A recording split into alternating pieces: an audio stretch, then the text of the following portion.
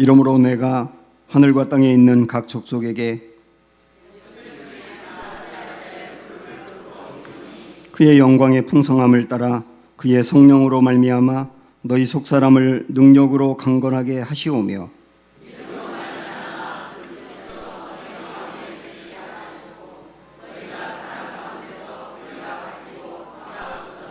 능히 모든 성도와 함께 지식에 넘치는 그리스도의 사랑을 알고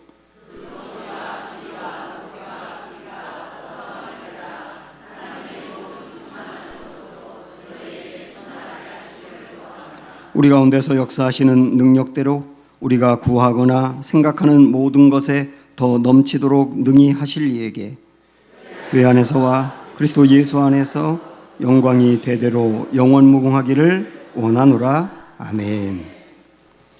네, 주위 둘러보시면서 인사할까요? 사랑합니다. 축복합니다.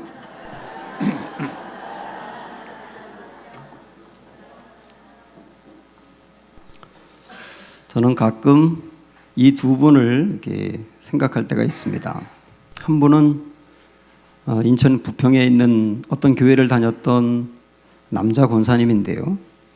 이분은 젊을 때부터 정말 열심히 신앙생활을 했습니다.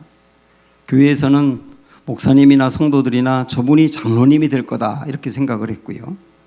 헌신과 봉사에서 아낌이 없었어요. 그런데 안타깝게도 40대 후반에 암 말기 판정을 받습니다. 그런데 더욱 안타까운 것은 그 이후에 이분이 하나님을 버렸어요. 목사님이 교회 병원에 신방을 찾아가면 만나주지 않고 하나님을 원망하고 그러다가 결국 죽고 말았습니다. 그분이 죽고 난 다음에 가족들도 심하게 흔들리면서 신앙이 아주 나태해졌거든요. 저는 평상시에 보이던 그분과 그 마지막 모습이 너무나 달라서 당황했습니다. 이분은 평상시에 그분이 하나님을 사랑하고 믿음이 충만한 것으로 생각을 했지만 위기 상황에서 그 믿음이라고 하는 게 힘이 없었던 거예요. 그런데 또 한 분은 제가 이전에 부목사로 사역하던 교회에서 역시 같은 신앙생활하던 남자 권사님인데요. 이분은 주일날 교회 나오는 것 외에는 저녁 예배나 이런 경우 한 번도 나온 적이 없어요. 교회에서 봉사도 전혀 안 하고, 그래서 저는 속으로 어떻게 생각했냐면 아마 이분은 교회 오래 다녀서 그냥 권사님이 됐나 보다 그런 생각을 했거든요. 근데 그분도 역시 암에 걸려서 돌아가셨습니다. 그런데 제가 병원에 여러 번 신방을 갔는데 신방을 갈 때마다 병실에 있는 다른 환자들을 붙들고 기도해주고 그들에게 사랑으로 권면하고 전도를 하는 거예요. 그리고 담대하게 자기의 죽음을 받아들이면서 하나님을 찬양하고 돌아가셨거든요. 저는 평소에 그분이 보이던 모습하고 마지막 모습이 너무나 또 달라서 당황했어요. 이 두 분을 비교하면서 우리가 하나님에 대해서 알고 있는 것, 성경에 대해서 알고 있는 지식과 실제 위기 속에서 발휘하는 믿음이 다를 수 있다는 생각이 드는 거예요. 진짜 믿음은 위기 속에서 강한 믿음입니다. 이게 실제거든요. 바울은 오늘 말씀에서 성도를 위해서 기도를 하는데요. 바울이 하는 기도는 물론 이런 게 있습니다. 우리의 속사람을 강건하게 해달라. 그리고 우리 마음에 그리스도를 주로 모시게 해달라. 그런 기도도 하고 있습니다만은 바울이 하고 있는 기도의 핵심은 그리스도의 사랑을 알게 해달라는 거예요. 그래서 18절 19절 보시면 시작. 능히 모든 성도와 함께 지식에 넘치는 그리스도의 사랑을 알고 그 너비와 길이와 높이와 깊이가 어떠함을 깨달아 하나님의 모든 충만하신 것으로 너희에게 충만하게 하시기를 구하노라. 이게 기도의 핵심이거든요. 여기서 제가 세 가지 단어에 일단 주목하고 싶은데, 그리스도의 사랑을 첫째 알고, 두 번째는 그리스도의 사랑을 깨닫고, 그리고 세 번째는 그리스도의 사랑으로 충만하게 되는 거예요. 여기서 안다, 깨닫는다, 충만하다, 이런 용어들은 피상적인 말이 아닙니다. 그래서 안다는 말은 그리스도의 사랑에 대해서 내가 지식으로 알고 있다는 말이 아니고요. 내가 경험을 통하여 그리스도가 얼마나 사랑이 많은지를 안다는 뜻이에요. 여기서 깨닫는다는 말은 원어를 제대로 해석하면 깨닫는다는 말보다는 붙잡는다는 말을 써야 됩니다. 그리스도의 사랑이 얼마나 놀라운지를 나는 붙들고 산다 그 말이에요. 그리고 여기에 충만하다 그 말은 흘러넘친다는 말이지 않습니까? 그리스도의 사랑으로 흘러넘친다. 또다시 그리스도의 사랑을 안다는 말을 조금 더 자세히 말씀드리면요, 그 앞에 보면 능히 모든 성도와 함께 지식에 넘치는 그리스도의 사랑을 알고 그랬어요. 지식에 넘친다는 말은 일반적인 사람들이 갖고 있는 지식과 상식으로 이해할 수 없는 사랑이에요. 이 사랑은 그리스도가 십자가 위에서 당신을 다 내어주신 사랑 아닙니까? 그 사랑을 경험을 통해서 알기 원한다. 여러분 경험을 통해 아십니까? 그 사랑이 얼마나 크고 놀라운지 그걸 놓고 기도하고 있고, 또 하나는 깨달아 그랬는데요. 특별히 그 깨달아 앞에부터 보시면 그 너비와 길이와 높이와 깊이가 어떠함을 깨닫고 그리스도가 나에게 베풀어 주신 그 사랑의 어마어마하게 높고 깊고 넓고 긴 그 사랑을 우리가 붙들고 살게 하시고요. 이걸 조금 더 자세히 말씀드리면 네 가지인데, 넓이, 길이, 높이, 깊이. 여기 그 사랑의 넓이를 포용성이라 그래요. 우리 주님은 어떤 사람들까지 포용할 수 있는가? 어떤 사람까지 포용합니까? 포용하지 못할 사람이 없어요. 어떤 죄인도 어떤 문제 있는 사람도 우리 주님의 가슴으로 품지 못할 사람이 없어요. 그래서 우리 주님 그랬지 않습니까? 다 내게로 오라.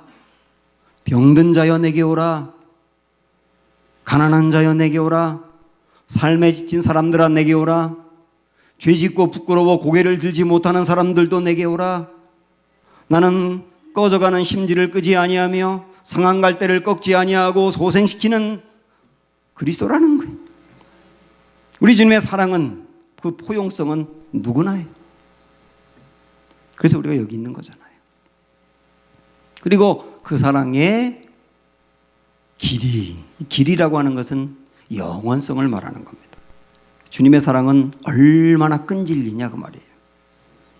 얼마나 끈질깁니까? 한 번 사랑하시면 영원까지 사랑하세요. 어떤 때는 우리가 우리 가족을 봐도 쟤는 정말 아니다 이런 생각이 들 때도 있는데, 주님이 우리를 보면 어떻겠습니까마는 그러나 그렇다고 해서 우리를 내치지 않고 버리지 않고 한 번 사랑하시면 영원까지 책임지고 사랑하시는 거예요. 그래서 에레미야 3장에서 이렇게 말씀하잖아요. 여호와의 인자와 긍휼이 어떻다고요? 무궁하다고요. 끝이 없다는 말이에요. 그래서 우리가 진멸되지 않는다. 절대로 하나님으로부터 버림받지 아니하며 하나님이 우리를 포기하지 않는다. 요한복음 13장 1절에서는 우리 주님이 그러셨어요.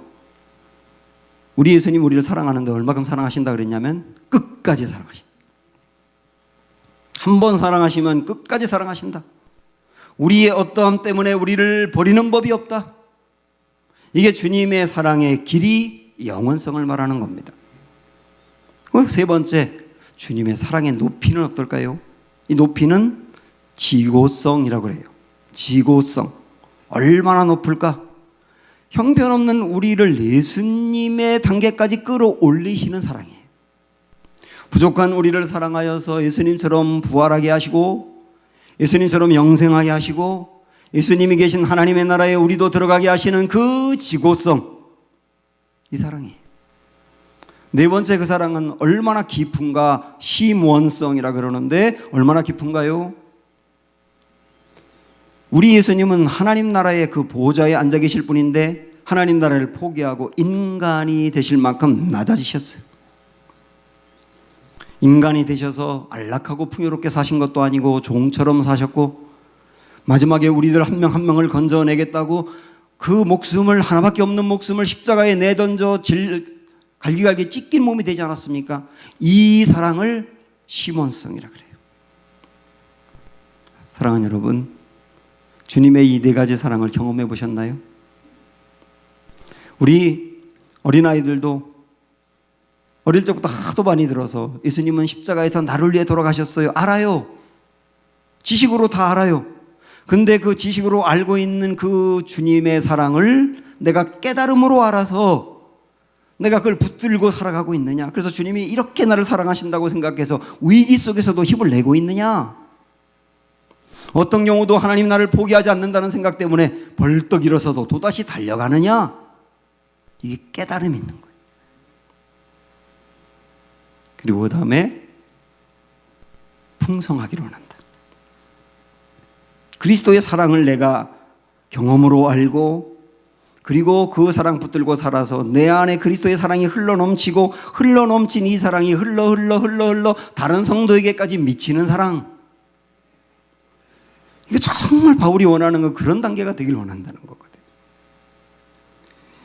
그러므로 사랑하는 여러분, 저는 우리의 신앙생활이 그리스도의 사랑을 경험으로 아는 단계까지 가기를 축원합니다. 그리고 깨달음으로 알아서 붙들고 살기를 축복합니다. 그리고 우리 안에 그 사랑이 흘러넘치고 흘러가기를 축원해드립니다. 그러면 조금 구체적으로 이 사랑을 알고 깨닫고 충만해지기 위해서 어떻게 해야 될까? 오늘 크게 세 가지 말씀을 드리고 싶어요. 자, 첫 번째 먼저 우리가 그리스도의 사랑을 알고 깨닫고 충만해지기 위해서는 기도하셔야 합니다. 나에게 그 사랑을 알게 해달라고 기도하셔야 되고 누리게 해달라고 기도하셔야 되고 나타나게 해달라고 기도하셔야 돼요. 기도하는 게 왜 그렇게 중요하냐면 오늘 말씀을 보시면 14절 15절을 보면 우리 주님이 이렇게 알려주시는데요. 이러므로 내가 하늘과 땅에 있는 각 족속에게 이름을 주신 이 아버지 앞에 무릎을 꿇고 비노니. 바울이 무릎을 꿇고 빈다는 것은 간절하게 기도한다는 뜻이죠. 뭐라고 간절하게 기도하느냐면 기도하다가 깨달은 것이 있어요. 궁극적으로 기도한 제목은 그리스도의 사랑을 알게 해달라는 것인데 그렇게 기도하다가 깨달은 게 뭐냐면 확신하게 된 게 뭐냐면 하늘과 땅에 있는 각 족속에게 이름을 주신 아버지거든. 아, 하나님이 이런 분이구나. 하나님이 어떤 분이냐? 하나님은 하늘과 땅에 있는 각 족속에게 이름을 주신 분이구나. 그걸 확신하게 되었다고요. 여러분 이 말씀을 조금 더 자세히 말씀드리면 하늘과 땅의 모든 족속에게 이름을 주셨다는 말은 하늘도 만들고 땅도 만들고 거기에 사는 사람도 만들고 각 나라도 만들고 사람도 세우는 분, 한마디로 이야기하면 창조주 하나님이에요. 바울은 기도하다가 내 하나님이 어떤 분이냐? 창조주라는 것을 깨닫게 되었어요. 창조주니 온 세상을 만든 분이니 얼마나 큽니까? 얼마나 높습니까? 얼마나 능력은 대단합니까? 그런데 창조주 하나님 그러면 좀 멀리 계신 분 같아요. 그런데 그가 기도하다가 또 깨달은 게 있어요. 아, 이 창조주 하나님이 내 아버지구나. 온 세상을 만들고 통치하고 다스리시며 사람도 만들고 사람을 세우기도 하고 배하는 그 크고 광대하시고 높으신 하나님이 나의 아버지시네. 그걸 깨달은 게 기도 시간이에요. 우리도 기도하다 보면 하나님의 크심을 확신하게 될 뿐만 아니라 그 크신 하나님이 진짜 내 아버지로 다가오거든요. 그래서 나에게 아버지가 있구나. 창조주이신 그분이 내 아버지구나. 이걸 깨닫고 감격하는 거예요. 언제요? 기도할 때예요. 또한 우리 20절 넘어가서 보시면 자 읽어보세요. 우리 가운데서 역사하시는 능력대로 우리가 구하거나 생각하는 모든 것에 더 넘치도록 능히 하실 이 그분이 하나님이세요. 바울의 기도는 14절부터 19절까지 되지만 20절 이 말씀은 기도가 끝나고 난 다음에 고백이거든요. 바울이 내가 기도를 하다 보니까 난 알게 됐다, 확신하게 된다. 뭘 확신하게 된다고 그러는 거예요? 우리 하나님은 구하거나 생각하는 모든 것에 더 넘치도록 능히 주실리다. 아주 쉽게 말씀드리면 내가 구하는 것, 내가 생각하는 것 그 이상을 얼마든지 채워줄 수 있는 분이 내 하나님이야. 그 말이에요. 그래서 바울은 그리스도의 사랑으로 풍성하게 해달라. 그 사랑을 알게 해달라. 그렇게 하니까 그 사랑을 알았을 뿐만 아니라 그 구하지 않은 것까지도 채워주시는 분이 내 아버지라는 걸 깨달았다는 뜻이에요. 정말 그렇습니다. 아브라함이 하나님께 기도하거든요. 하나님, 저 바라는 거 아무것도 없고요. 딱 하나밖에 없어요. 저 물질 바라지도 않고요. 오래 사는 거 바라지도 않고요. 제가 바라는 거 딱 하나밖에 없어요. 그게 뭐냐면 아들 하나만 주세요. 아들 하나만 주세요. 더 바라는 게 없어요. 근데 그 아브라함에게 하나님께서 이렇게 말씀하셨어요. 아브라함아, 내 후손이 많을 거야. 얼마나 많은지 알겠니? 자, 하늘의 별을 쳐다봐. 별들이 얼마나 많은지 쏟아질 것만 같아요. 저 별들을 한번 세어봐. 하나, 둘, 셋, 넷. 못 세겠어요. 내 후손이 그렇게 많을 거예요. 이번에는 아브라함을 바닷가로 데리고 가서 반짝이는 모레아를 세어보라고 말합니다. 하나님, 이 많은 걸 제가 어떻게 세워요? 너의 후손이 그렇게 많을 거야. 아니, 나 아들 하나만 달라고 했는데 하나님께서 그 아브라함에게 말씀하시는 것이 뭐냐면 내가 너에게 얼마나 많은 것을 줄 줄로 알고 있느냐. 하늘의 별보다 별처럼 바다의 모래처럼 많은 후손들을 내게 줄 거야. 그래서 별들을 세보고 모레아를 세다가 아브라함은 감격하는 거예요. 예, 하나님 됐어요. 하나님이 어떤 분인지 알겠어요. 사랑하는 여러분, 기도하세요. 문제가 있으면 기도하세요. 주님의 사랑을 알고 싶으면 기도하세요. 그럼 우리에게 드는 게 뭔지 아십니까? 확신입니다. 하나님이 창조주야, 내 아버지야, 얼마든지 주실 수 있는 분이야. 확신이 드는 거예요. 그러면 자, 기도했다면 그 다음에 두 번째가 있어요. 내가 기도함으로 하나님이 나를 사랑하고 도와준다는 것을 확신했다면 그 다음에 어디로 가야 되느냐면 담을 넘는 단계로 나아가셔야 합니다. 담을 넘는 단계. 우리 이 말씀을 보면서 나누고 싶은데요. 시편 18편 29절 말씀. 자, 읽어보세요. 시작.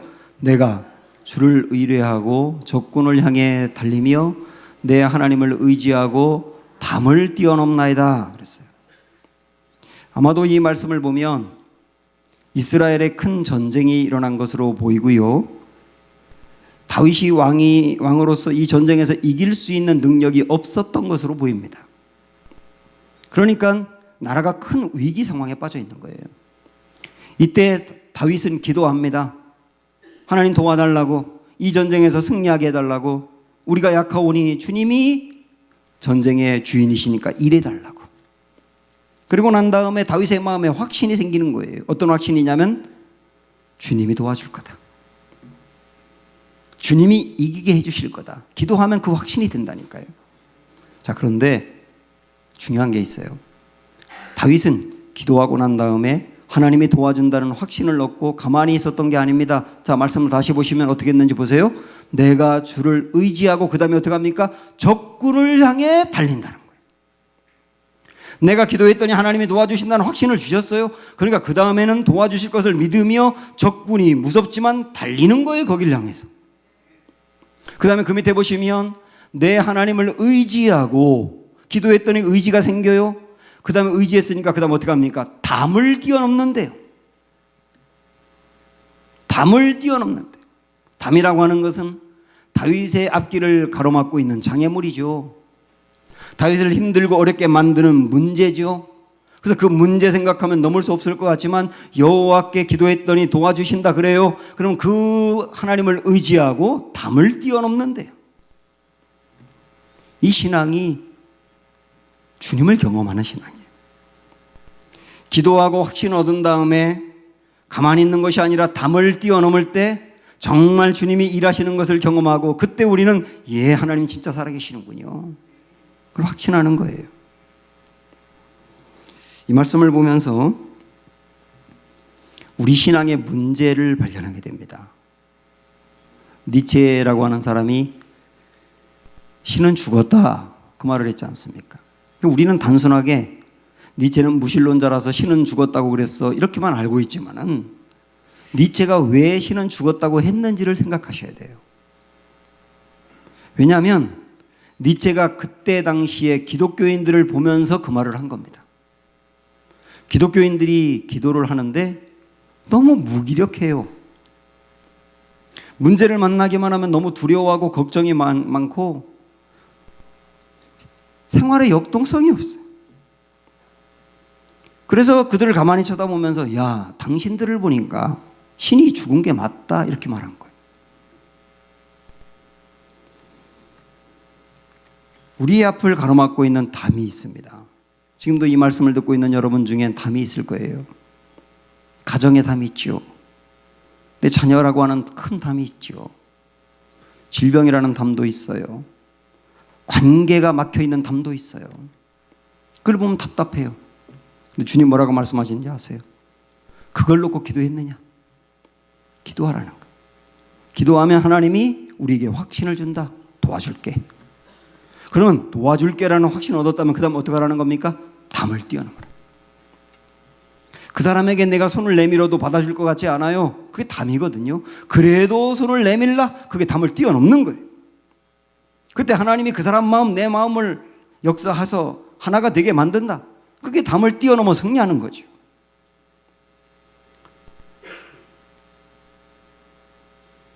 사랑하는 여러분, 그러므로 내 앞에 담이 있다 하더라도 뛰어넘으세요.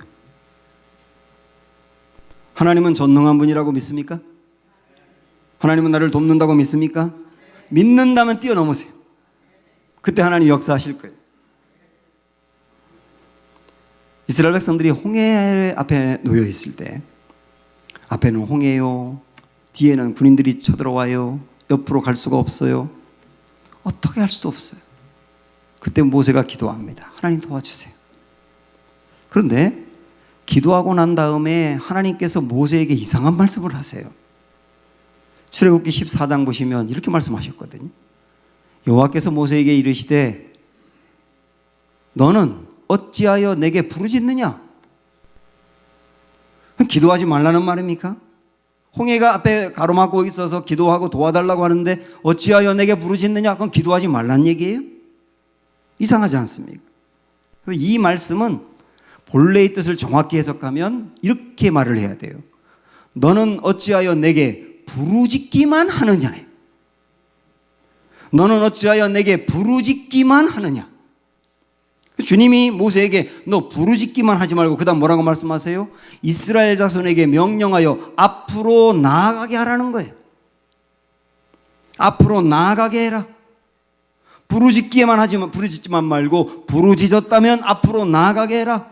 나아갈 때 홍해가 열렸지 않습니까? 이게 담을 뛰어넘는 거라고요. 사무엘상 30장에 보면 다윗이 600명의 그 남자들과 함께 그의 가족들을 포함해서 아주 수천 명이 됐겠지요. 그 사람들과 함께 시글락이라고 하는 곳에서 살았던 때 이야기를 합니다. 한 번은 600명의 남자들이 작은 어떤 전투를 하고 돌아왔는데 와보니까 가족들은 다 사라져버렸고 집들은 전부 다 불탄 거예요. 사막에 도적대인 아말렉 사람들이 그 짓을 한 겁니다. 가족들을 다 사로잡아 갔어요. 그때 이 엄청난 광경을 보고 600명의 남자들은 주저앉아서 웁니다. 그러면서 다윗을 죽이려고 해요. 당신 책임이라고. 이게 우리들의 모습일 수 있어요. 어떤 문제를 만나면 주저앉아서 누구 탓을 하고 책임을 전가하는 거예요. 그러면 다윗을 죽이면 문제가 해결되나요? 아닌데도 그래요. 이때 다윗은 어떻게 했느냐? 성경에 보면 다윗이 여호와로 힘있고 용기를 얻었더라 그랬어요. 여호와로 힘있고 용기를 얻었더라. 결국 이게 무슨 말이냐면 그 상황 속에서 다윗은 기도했다는 얘기입니다. 기도하고 났더니 울기만 한 것이 아니고 기도하고 났더니 하나님께서 그 마음에 힘을 주시며 용기를 부어주었다는 거예요. 일어나야 돼. 이러고 있으면 안 돼. 그게 기도한 사람이 얻는 힘이거든요. 그 다음에 다윗은 어떻게 하느냐 하면 벌떡 일어납니다. 그리고 사람들에게 말해요. 우리 가족 찾으러 갑시다. 사람들이 말했겠지요. 어디로 갔는지를 알고요. 정말 어디로 갔는지 몰라요. 다윗이 또 이렇게 말했겠죠. 그럼 주저앉아 있으면 돌아옵니까? 어디든 가야죠. 어디든 가야죠. 그래서 일어나서 어디든 가는 거예요. 그때 하나님께서 그들의 길을 열어가지고 가족들이 사로잡혀 있는 곳이 어딘지 알려주시고 찾아오게 하잖아요. 이게 담을 넘는 거예요. 우리가 알고 있는 찬송가 중에 302장을 여러분 한번 보시겠어요? 302장 가사에 2절을 한번 스크린으로 보세요. 자, 보시면 많은 사람이 얕은 물가에서 저 큰 바다 가려다가 찰싹거리는 작은 파도 보고 마음이 약하여 못 가네. 마음이 약하여지만 다르게 말하면 마음이 쫄아서예요. 마음이 쫄아서 못 가네. 저 깊은 바다에 가면 거기 은혜가 있는데, 그 깊은 곳에 더 가면 거기에 무슨 승리가 있는데, 가려고 하다가 마음이 쫄아서 못 가는데, 쫀 이유가 뭐냐면 찰싹거리는 파도 보고. 이게 문제죠. 찰싹거리는 파도가 문제고 담이죠. 내 앞을 가로막고 있는 문제와 담 때문에 쫄아서 못 간다는 거예요. 이게 가사 2절의 내용이에요. 우리는 어떻게 해야 되느냐? 1절과 4절 가사를 보세요. 1절 보시면 내 주 하나님 넓고 큰 은혜는 저 큰 바다보다 깊다. 너 곧 닷줄을 끌러 깊은 데로 저 한가운데 가보라. 저 깊은 곳에 주님의 은혜가 있다. 그걸 알았다고 한다면 밧줄을 끌러라 말이에요. 밧줄을 끌러서 그 깊은 곳에 가는 동안 어려움이 있을 수 있겠지만 가보라 말이에요. 자, 그 다음 4절 보시면 자 곧 가거라. 이제 곧 가거라. 저 큰 은혜의 바다 향해 자 곧 내 노를 저 깊은 데로 가라. 망망한 바다로. 한마디로 말씀드리면 담을 뛰어넘어라. 사랑하는 여러분, 기도하세요. 그러면 하나님이 확신을 주세요. 확신을 얻었다면 그 다음엔 담을 뛰어넘으세요. 그때 경험하게 되는 거예요. 우리 시간에 생각하는 겁니다. 지금 내가 뛰어넘어야 될 담은 무엇인가? 그거 도전해 보세요. 지금까지 우리는 하나님의 그리스도의 사랑을 경험하고 경험하여 알고 그리고 그걸 붙들고 살고 내 안에 충만하게 흘러넘치기 위해서 어떻게 해야 되느냐 하는 말씀을 나누었습니다. 기도해야 한다. 담을 뛰어넘어야 한다. 그 다음에 하나가 더 있어요. 이건 아주 단순한 것인데 상당히 중요한 것입니다. 우리가 언제 그리스도의 사랑을 경험할 수 있느냐? 내가 누군가로부터 사랑을 받으면 그때 그리스도의 사랑을 경험하는 거예요. 응? 다르게 이야기한다면 내가 누군가에게 사랑을 줄 때 그 사랑을 받은 사람은 나한테 사랑을 받고서 어떻게 하는지 아세요? 그리스도가 나를 사랑한다 그래요. 진짜 힘들고 어려운 상황에서 내가 그를 도와주면 그 사람은 그 도움을 받고서 저 사람이 나를 도와줬다고만 생각하는 게 아니라 주님이 나를 도와줬다고 하면서 감격하는 거예요. 이게 사랑의 원리예요. 사랑의 원리는 뭐냐면 내가 사랑을 줄 때 그 사랑을 받은 사람은 주님의 사랑으로 한다는 거예요. 그래서 드디어 주님이 이런 분이시군요. 그렇게 고백하는 거예요. 그래서 18절 말씀을 보시면 능히 모든 성도와 함께 지식에 넘치는 그리스도의 사랑을 알고 그랬거든요. 그리스도의 사랑을 안다. 근데 어떻게 안다 그랬냐면 모든 성도와 함께라 그랬어요. 이 말은 모든 성도 다 같이 우리 은강교회 모든 성도가 다 같이 그리스도의 사랑을 알길 원한다는 말도 되지만 그리스도의 사랑은 언제 알게 되느냐? 모든 성도가 다 함께 나누며 함께 할 때 경험하게 된다. 그런 의미도 있는 거예요.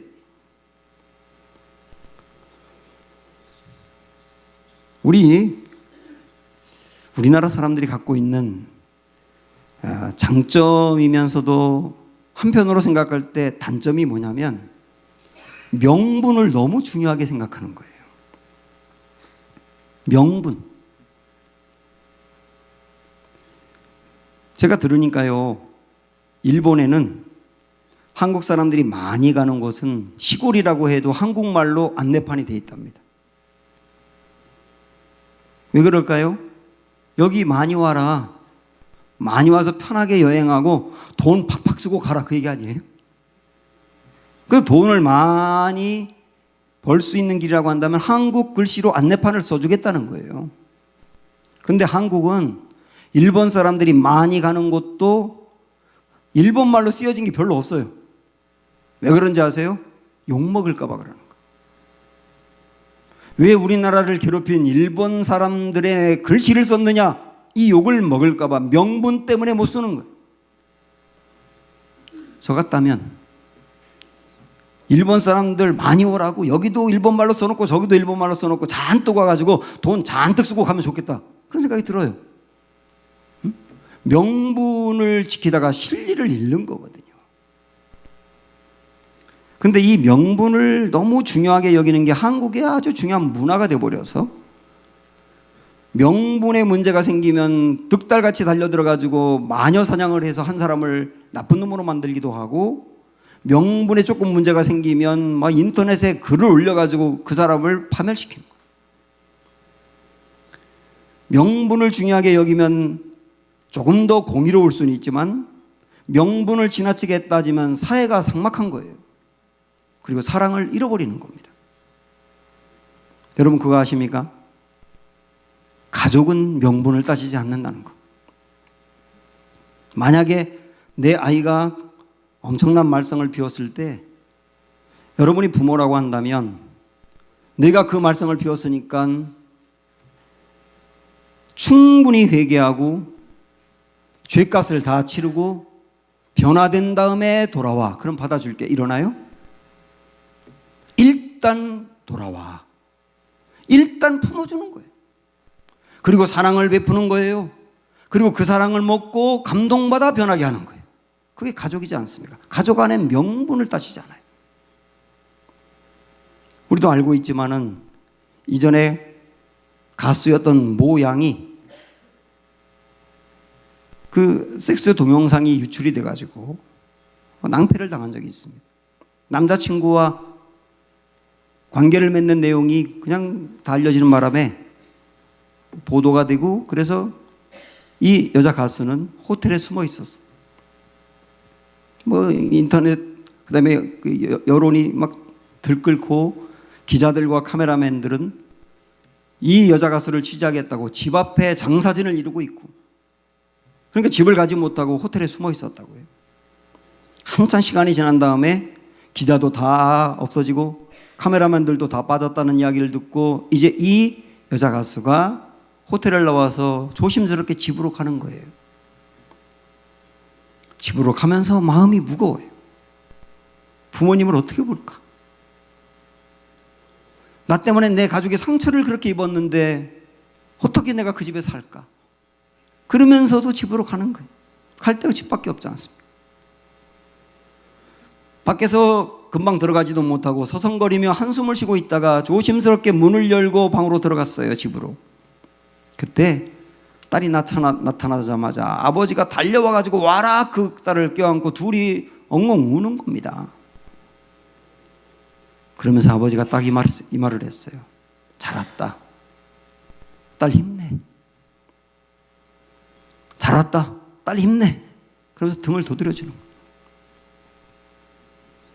이 사람이 사람들의 시선을 보면 사는 게 죽는 것보다 싫지만은 아빠가 잘 왔다. 딸 힘내 하는 그 사랑 먹고서 용기를 얻는 거예요.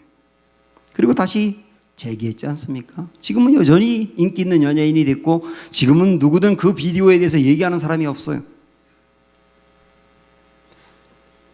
저는 이 스토리를 보면서 깨닫습니다. 아, 가족은 명분을 따지지 않는구나. 가족은 사랑을 앞세우는구나. 일단 와.